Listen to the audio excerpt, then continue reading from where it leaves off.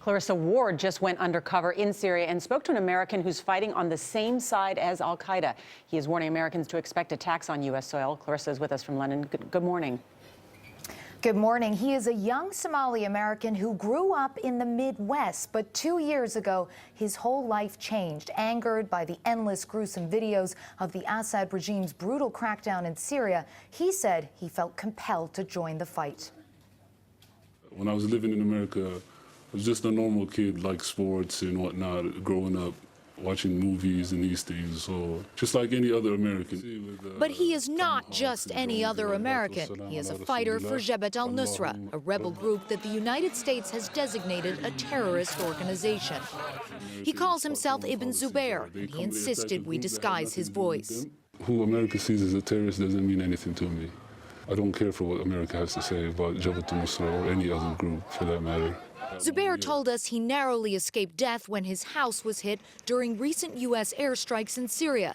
The U.S. has claimed the strikes targeted terrorists plotting an attack on the West. Could you honestly say that nobody who was in that house had the intention of attacking the West? The better question is, can you tell me honestly that these hits won't create people that would want to come and hit America? With more than a dozen U.S. citizens fighting inside Syria, it is a concern shared by Washington. What happens when these fighters come home? There is no threat from us if we don't get hit. That sounds a lot like something Osama bin Laden once said. It's the case. We look up to the Sheikh. You look up to bin Laden? Of course. You can understand that that's really hard for Americans to hear. Why? Because of 9/11. We have 9/11s every single day in the Muslim lands. That narrative that the U.S. is waging a war on Islam is growing across the Muslim world.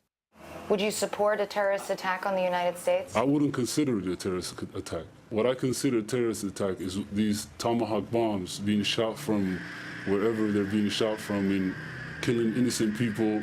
So I wouldn't, there's no tears being shed from me if something happened in America. One interesting note is that Ibn Zubayr did not join Jabhat al Nusra right away when he went to Syria. He started out with a much less radical independent group. And what's clear from my conversations with these men is that the longer they're in Syria, the more extreme they become. Charlie? Clarissa, thanks.